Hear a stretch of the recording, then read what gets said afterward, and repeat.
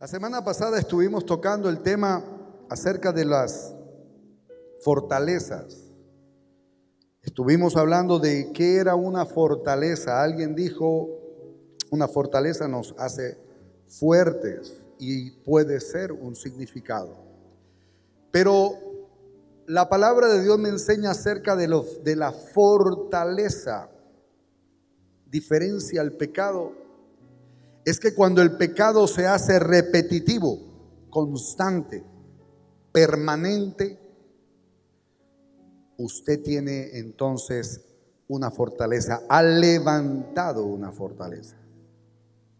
¿Quién podrá derribar una fortaleza? Esa tarea le corresponde a usted mismo.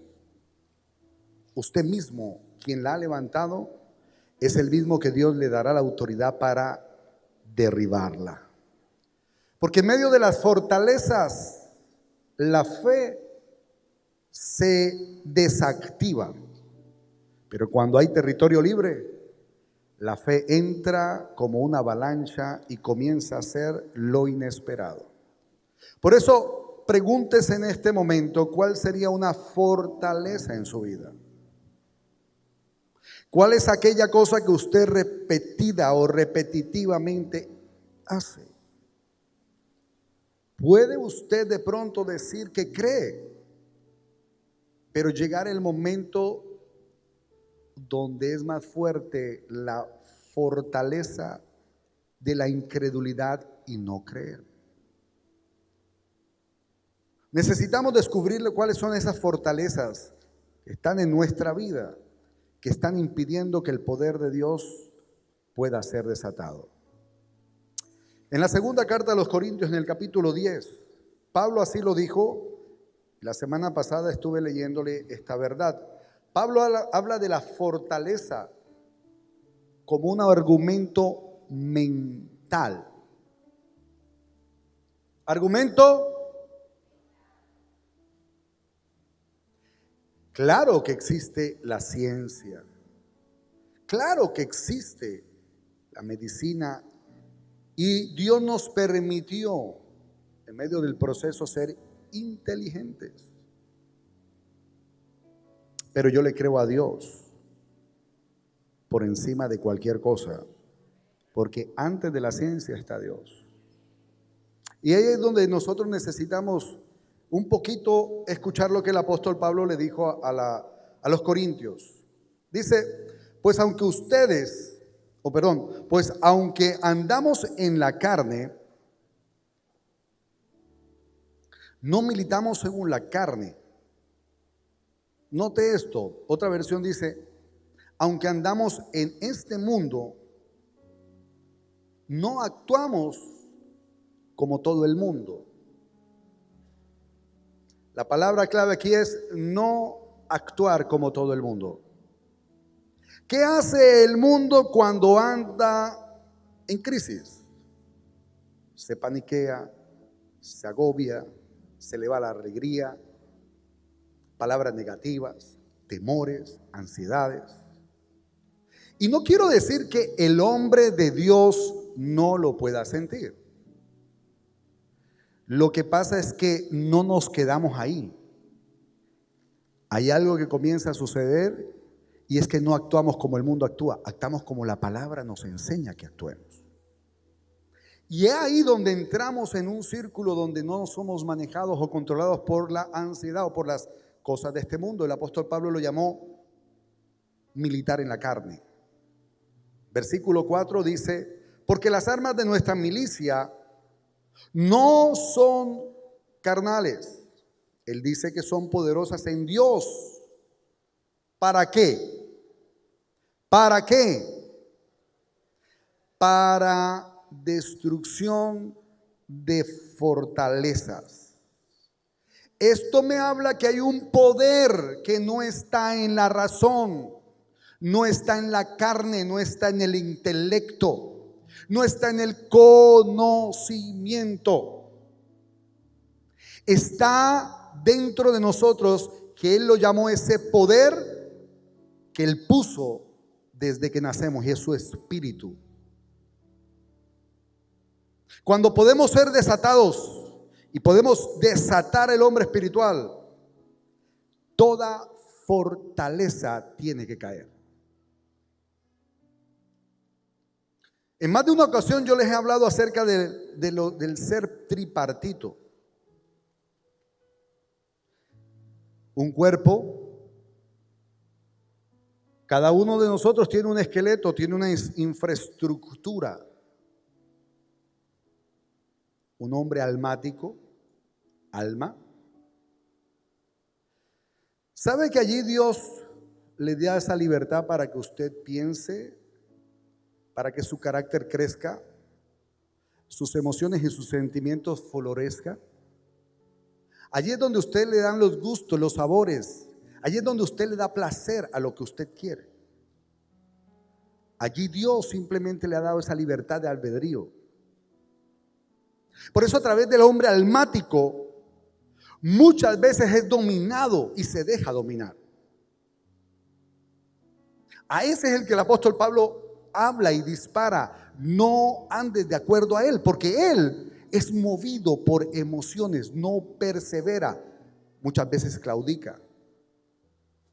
Si yo le dijera que usted mañana a esta misma hora le va a venir un contrato de más de 10 millones de dólares donde usted se gana el 10% solo por estar ahí a esa hora, ¿qué pasaría? ¿Cuántos se ponen contentos? ¿A cuántos se les solucionan algunas cosas? Eso es percibido por el alma y usted inmediatamente trae una emoción y una alegría y una expectativa de que algo va a suceder. Pero ¿qué pasa si mañana a esta misma hora le están diciendo: tienes que viajar a tal ciudad porque un ser querido murió, o tal vez alguien te dejó, o tal vez fracasó lo que tú estabas construyendo? Entonces viene una ola donde tú de pronto estás a punta de emociones moviéndote en tu vida, y es normal, somos seres que tenemos y sentimos. Pero note algo, que él le habla a un hombre espiritual, y ese hombre espiritual está, de pronto algunos no lo conocen y hoy quiero presentárselos. Cada uno de nosotros tiene dentro un hombre espiritual hecho conforme a una medida que Jesús, el mismo Dios, puso en nosotros. A ese es el que el apóstol Pablo le dice, ahí, a él es el que yo quiero hablarle. Es el único que puede entender las cosas locas que al Padre se le ocurren. Es el único que puede caminar por fe. Es el único que puede, en medio de la situación, creer en lo que él, alma, no puede creer. ¿Alguien está aquí? ¿Me puede entender lo que le estoy diciendo? Por eso a veces es imposible poder entender cosas que la Biblia nos enseña. ¿Por qué? Porque nuestra mente carnal no está hecha para ello. Pero en el nombre de Jesús hoy vengo a decirte, todo argumento mental, todo argumento en tu conocimiento quedará bajo la autoridad de un hombre de fe que está dispuesto a escuchar la palabra de Dios. Yo no vine a hablarle a tu alma, yo no vine a hablarle a tu emoción. Yo vine a hablarle al hombre, a la mujer que Dios sembró desde antes de la fundación del mundo, el cual lo hizo a su propia imagen y semejanza. Le puso un ADN que no necesariamente es el de esta tierra, es un ADN que viene del cielo y que cuando se conecta con él, logran una fusión de fe que en la tierra no es conocida, que en la tierra solo es glorificado a través de esas experiencias que no tienen nombre y que pueden suceder de un momento a otro. Hoy vengo a conectar tu corazón con el de Dios. Hoy vengo a conectar tu esperanza con la de Él. Hoy no vengo a hablarle al raciocinio, porque el razonamiento basta. Tú lo conoces. 2 más 2.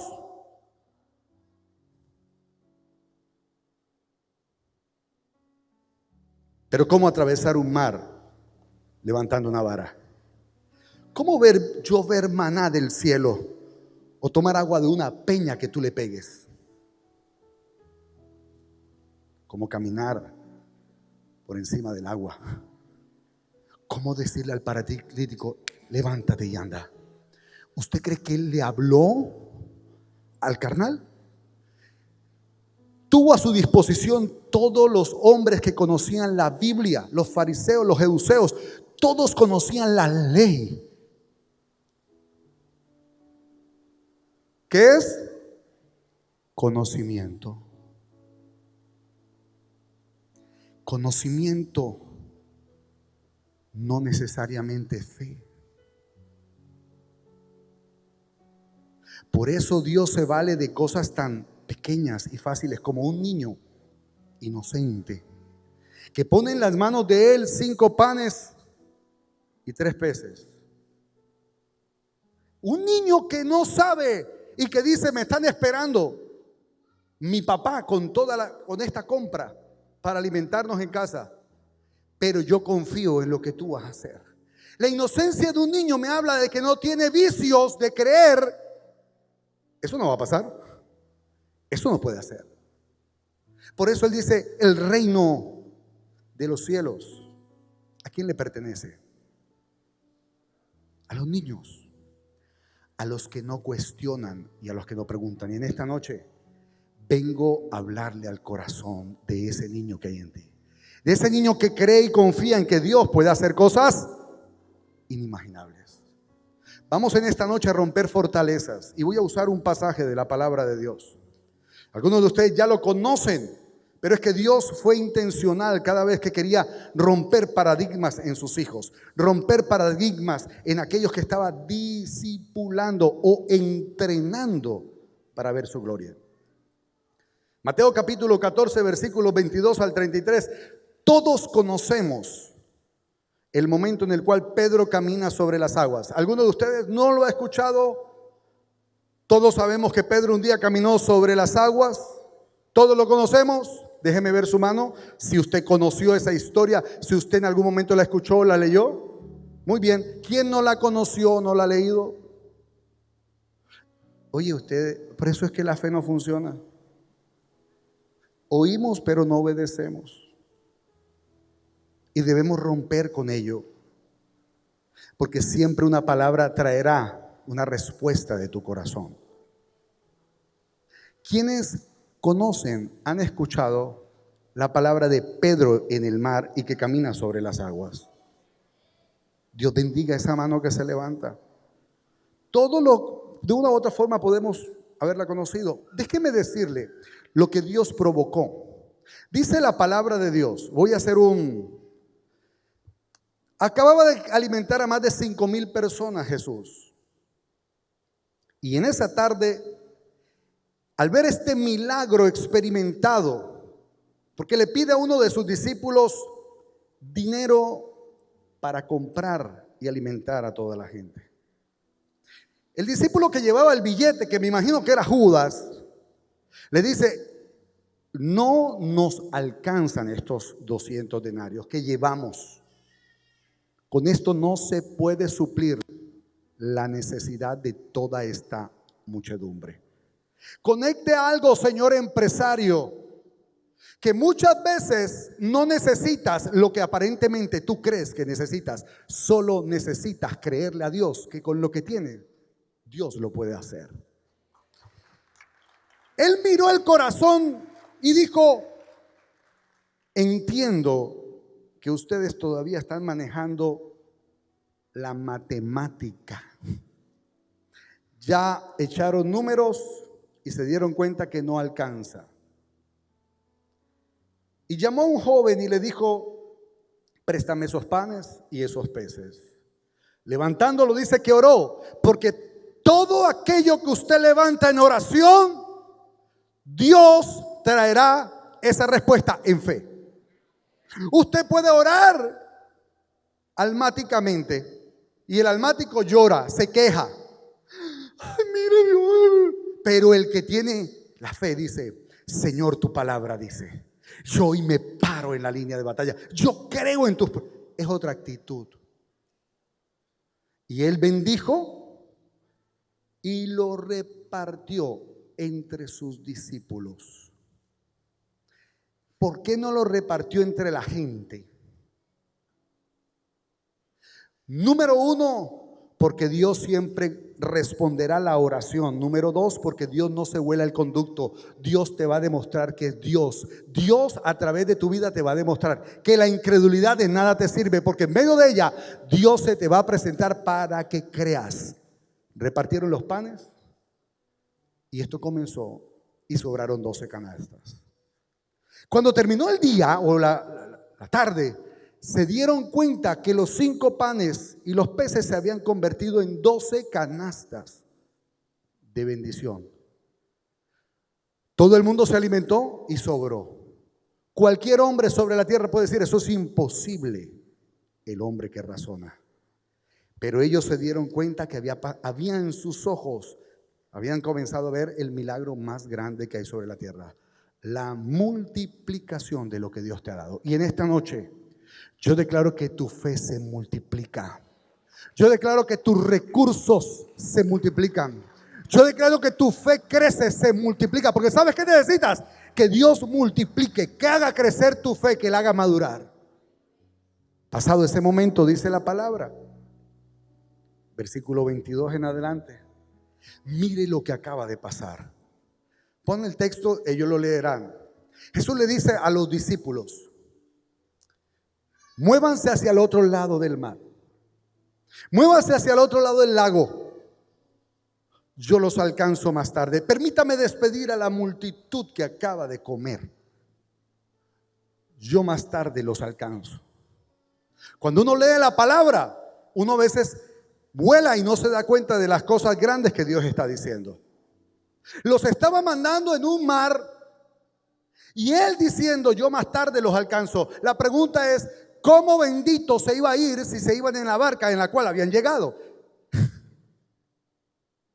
Pero es que Dios no te está diciendo cómo lo va a hacer Él. Eso a ti no te importa. Lo que importa es que Dios lo va a hacer. Y tú tienes que creer, porque su palabra Él la va a sustentar. Él la va a cumplir. Uno aparentemente dice: bueno, los mandó al otro lado. Y note algo. Yo encuentro en medio de este texto una primera cosa que tenemos que vencer, y es el temor. Temor, la primera fortaleza, temor. A veces entra el temor a nuestro corazón. ¿Qué va a pasar mañana? ¿Cómo voy a pagar la universidad de mi hijo? La persona que está en la clínica, en la enfermedad, con un diagnóstico. Ajá, ¿y si te retiran de la empresa o no sale el negocio? Es lógico que todas estas cosas traen un poco de ansiedad o preocupación al corazón. Pero sabe que a veces el Señor, yo lo veo y a veces Él se ríe porque te empuja en medio de esa situación para que la vivas. Dice que mandó a Pedro y a sus discípulos en la barca. Más del 30% de ellos eran pescadores, incluyendo el propio Pedro. Pedro sale de la barca, entra en la barca y sale al otro lado, y en la mitad comienza a experimentar las olas, la brisa y a golpear esa barca. Yo me hice una pregunta: ¿no era Pedro pescador hace unos años atrás? ¿No era uno que conocía el mar? ¿No era uno que aún cuando tiraba la atarraya y quedaba enrollada, no le tocaba tirarse al mar, desenrollar y poder enclavarla bien para poder sustentar su casa? ¿No era Pedro un hombre experimentado y sabiendo cómo manejar el oleaje, de qué manera cogerlo? Yo no sé si usted en algún momento ha manejado o ha estado en un barco. Los que manejan saben cómo tratar el oleaje. Pero me hago una pregunta: en medio del proceso tuvo miedo, tuvo temor. Porque llegan momentos en la vida donde lo que aún aparentemente podemos manejar y controlar se nos sale del control. ¿Cuántos padres dicen amén? No hay situaciones que se nos salen ya de las manos cuando los hijos crecen. No hay situaciones en la empresa que cuando tú quieres ensancharte, por más inteligente que eres, llega el momento donde se pierde el control. Tú pierdes tu propio control a veces de la vida. Dicen por ahí que al mejor cazador se le va la liebre. A ti se te va la liebre. Pero a Jesús no se le ha ido el control. Él está bajo control. Yo quiero que usted lea esa palabra. Después de esto, Jesús dio una orden a sus discípulos: suban a la barca y vayan a la otra orilla del lago. Yo me quedaré aquí para despedir a la gente y los alcanzaré más tarde. Escuche eso. Más tarde que temprano Dios entrará en esa situación. Tarde que temprano Dios te va a alcanzar. Hay una madre que está orando aquí por su hijo. Descansa, porque tarde que temprano su corazón se va a entregar a Cristo. Es una promesa de Dios. Dios no te dejará solo. Aunque a veces te sientes solo en medio de la marea, en medio de la turbulencia, no estás solo. Él va a llegar a tiempo. Esa es una promesa de Dios. Cuando toda la gente se había ido, Jesús subió solo a un cerro para orar. Note eso. Allí estuvo orando. ¿Hasta cuándo? ¿Hasta cuándo? Muchos estudiosos dicen que a él le gustaba orar de noche, pero es que espérate un momentico. ¿Por qué oró hasta que llegó toda la noche? ¿Por qué no oró y se fue a buscar a la gente? Porque es que Dios aparece en la hora más oscura de la vida. Es que Dios espera que la hora oscura llegue para Él aparecerse. Sí, fue la hora oscura. Fue la hora donde nadie podía ver. Y allí Él se le ocurre la hermosa idea de salir. Dice el versículo 24, mientras tanto, la barca ya se había alejado bastante de la orilla. Navegaba contra el viento y contra las olas, golpeaban con mucha fuerza esta barca. Temores. Dios necesita que nuestros corazones puedan perder el temor, la ansiedad de pensar que estamos solos. Amado hermano, yo no vengo a hablarle a tu mente, yo vengo a hablarle a tu espíritu. Espíritu de hombre, Dios te dice en esta noche: no estás solo, Él está contigo. Y aún si estás pasando por momentos difíciles, espéralo, porque Él va a actuar. No hay condiciones favorables. Aún tú estás esperando que Dios se mueva. ¿Sabes qué? Dios no se mueve en la situación. Dios no se mueve cuando tú te puedes mover. Porque hay cosas que tú no has hecho y esperas que Dios las haga. Y Dios no te alcahuetea. Dios espera que tú actúes, tú te muevas. Por eso le dijo: muévanse a la otra orilla. Mientras tú te mueves, Dios se moverá contigo. Y esta palabra es para alguien. Mientras tú le crees y das tus pasos de fe, Dios avanzará contigo. A veces estamos esperando situaciones perfectas para que Dios se mueva. Me encontré con un joven, 7 años de noviazgo. ¿Qué noviazgo tan lindo? Una pareja divina, 2 profesionales. Y cuando les pregunté: ajá, ¿y ustedes qué? ¿Para cuándo? Ellos se miraron a los ojos, se sonrieron y me dijeron a la vez: estamos esperando en el Señor. Y volví y le dije: ¿cómo así? ¿Qué es esperar en el Señor para ustedes? Y esta palabra fue clave, porque ellos dijeron: no, que las ventanas de los cielos se abran, que haya trabajo. Yo necesito trabajar, dijo el joven. Ella trabaja, pero yo necesito trabajar y necesito sustentarla, ser productivo. ¿Cuántos dicen amén? Eso es una verdad. Pero vino una palabra a mi corazón. Sentí que Dios me habló y yo le dije: error.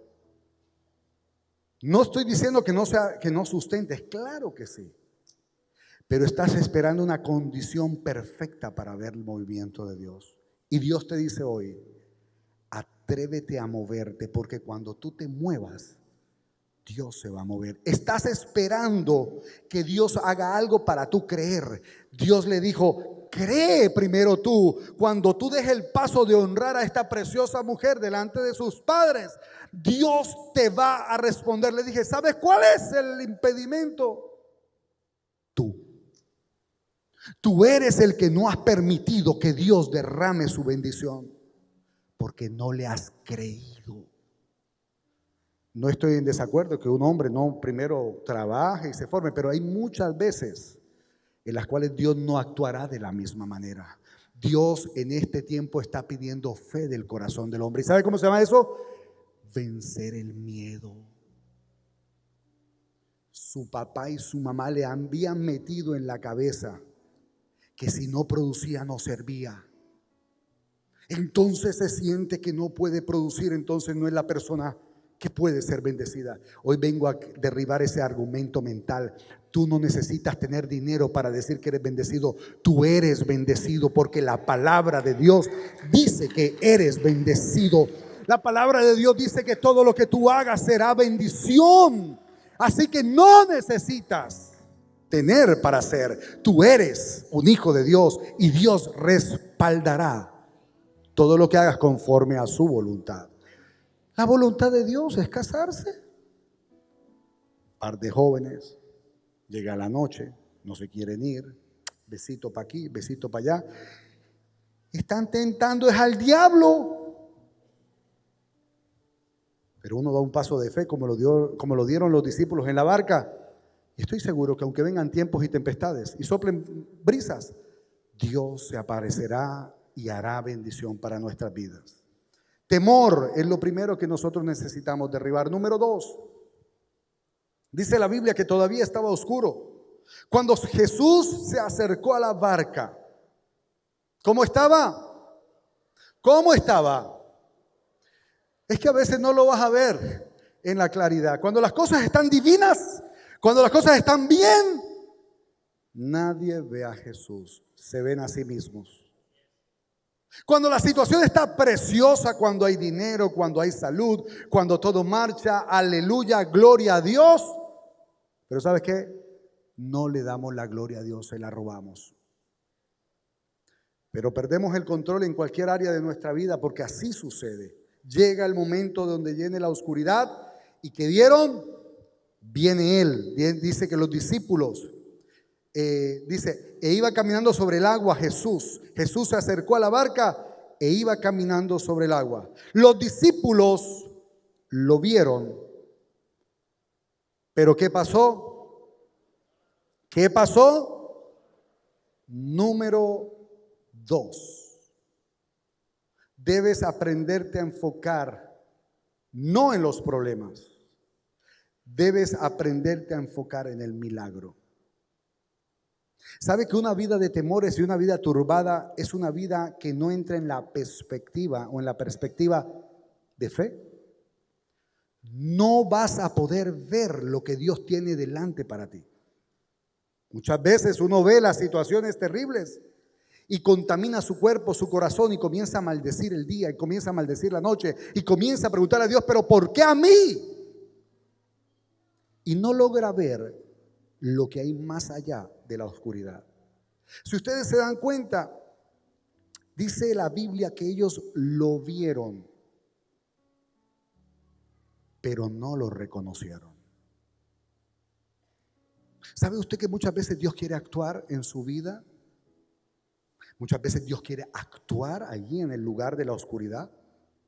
Muchas veces Dios viene para decirte cómo hacer las cosas, pero no le creemos. Porque estamos muy turbados. Porque estamos muy afanados. Porque la preocupación nos lleva a cegar nuestro corazón, nuestro espíritu y no permitir ver lo que Dios tiene para nosotros. Ese jovencito que dio los panes versus ese discípulo que le dijeron alimenta 5,000.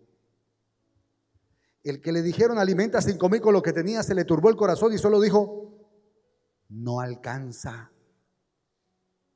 Dios, tú eres Dios, pero estás loco. ¿Cómo crees que esto va a pasar? Esto no puede ser. Y a veces tenemos al mismo Dios pidiéndonos cosas, tratando de movernos o incomodarnos solamente para poderlo ver. Y nosotros no creemos. Ellos lo vieron, pero por la turbación no creyeron. Se enfocaron más en el problema que tenían que en la solución que Dios venía a darle. Y hoy vengo para decirle a alguien en este lugar: no se turbe tu corazón. No pongas tu mirada en las cosas que son pasajeras, porque lo que estás viviendo es pasajero, es momentáneo, es un momento. Después de esto, Dios hará lo que tiene que hacer. Permite ver a Dios en medio de tus circunstancias. Permite ver a Dios en medio de ese momento. Permítete, date la oportunidad de creer que Dios te va a visitar. Dios lo va a hacer. No dijeron Jesús, hijo de David. Un fantasma. Si se lo traduzco a palabras castellanas, le dijeron diablo al Señor. Satanás, fuera. ¿Qué le pasó a esa viuda cuando vino el profeta y le dijo: ¿cuánto tienes ahí? No, un poquito de aceite y un poquito de harina, y me voy a la quiebra, no hay más nada que hacer. Profeta en la antigüedad era la palabra de Dios viviente, era la palabra de Dios expuesta. El profeta le dice: dame a mí primero. ¿No entendiste? ¿Sordo? No tengo. Me voy a morir con este poquito de aceite y con este poquito de harina. Se acabó todo. ¿Cómo vienes tú en medio de la tempestad a decirme, dame?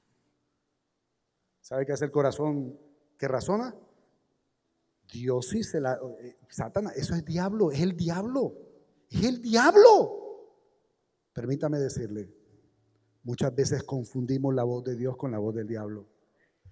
Ten sensibilidad, porque en medio de la oscuridad Dios viene para decirte cosas que nadie se atreve a decir, como la que le dijo a esa viuda: dame lo que tienes, confía en mí y no va a cesar el aceite en tu casa. Alguien tiene que entender que Dios no se mueve como el hombre se mueve. El apóstol Pablo así lo dijo: no nos movemos en un mundo carnal, nosotros nos movemos en un mundo espiritual. Jesús se acercó a él, derribando ese argumento de miedo, pero número 2, derribando ese argumento del problema, y se visualizó. Cuando lo vio más cerca, le dijo: si tú eres, mire este descarado Pedro. O sea, ya lo tiene ahí, pero todavía su argumento es: no porque pueda haber un apóstata, no porque el diablo se viste también de ángel, no porque esto de pronto no es de Dios, esto es del diablo, pero si es de Dios vamos a probarlo.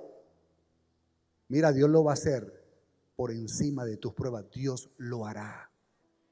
Y Pedro, a una distancia, le dice: si tú eres Jesús, si tú eres el Hijo de Dios, dile, permíteme ir hasta donde tú estás. ¿Sabe qué le dijo a él? Ven. No se puso a discutir con él acerca de si era o no era, porque en esta noche Dios va a romper con tu incredulidad. En esta noche Jesús te dice: ven. Póngase sobre sus pies. Ven. Ven fue una palabra que demarcaba una acción. Ven es atreverse a creer por lo que no se puede hacer. Venció la situación o la fortaleza de las leyes naturales. ¿Quién puede caminar sobre el mar?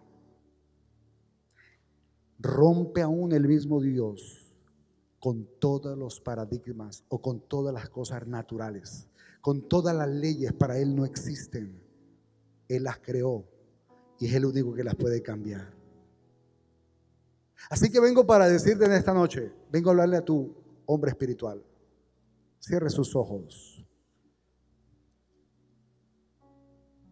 ¿Por qué temes?, te dice Dios. ¿Por qué le das cabida al temor en tu corazón? ¿No soy yo para ti tu Padre, tu Hacedor y tu Creador? Dios le está recordando aquí a alguien cómo le salvó la vida. Alguien aquí estuvo en un proceso legal y te salvaron la vida. Hay alguien aquí que abusó de las drogas. Dios te salvó la vida. Aquí hubo alguien que en medio de sus locuras de borrachera, Dios le salvó la vida. Tu madre te dijo: naciste de milagro. Esta palabra alguien la tiene que recordar y recibir. Eres un milagro de Dios sobre esta tierra. Tú eres un milagro. Y Dios es el que te ha sustentado todos los días. Por eso la palabra de Dios dice: los lirios yo los alimento, yo los visto. Las aves del cielo yo las mantengo. ¿Cómo no voy a hacer contigo cosas más poderosas si eres mi hijo, eres mi hija? Ahora, en el nombre de Jesús, yo le invito a que ponga su mano en el corazón ahora y comience a derribar todo argumento que el diablo esté poniendo en su corazón con la mentira, con el temor. Él te quiere engañar, Él te quiere simplemente hablar a tu alma. Pero la palabra de Dios va a tu espíritu. Va a tu espíritu. Recibe esta palabra, no tienes temor. Echa fuera todo temor, toda ansiedad, toda angustia, toda preocupación. Ahora, en el nombre de Jesús, quebrántala por el poder que hay en la palabra. Número 2, no te enfoques en el problema.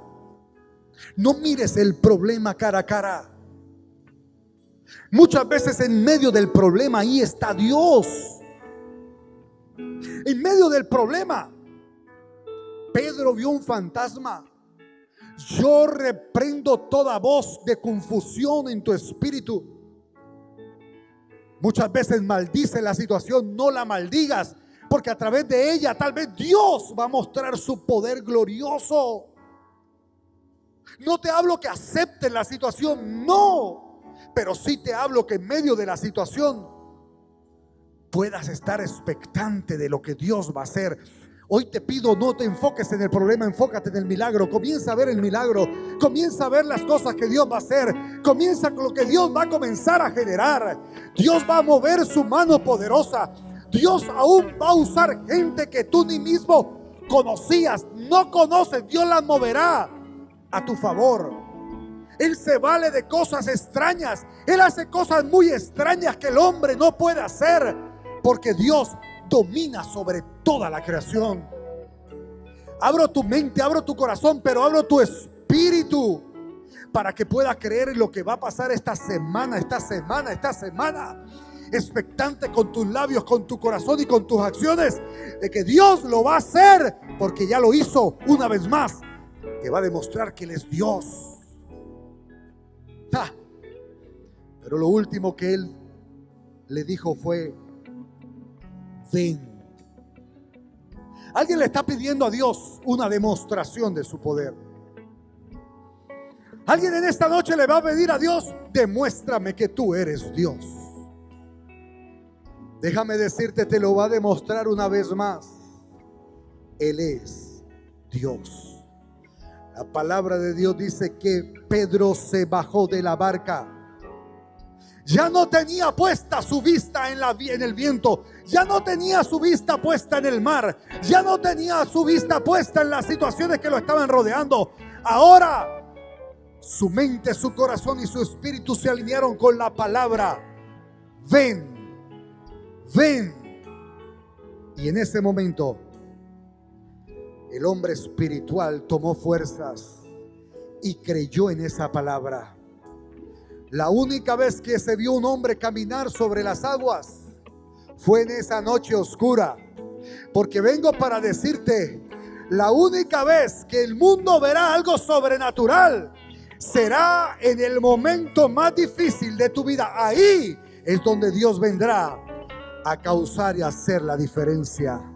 Levante sus manos y por última vez dígale a Él: no tengo en mi corazón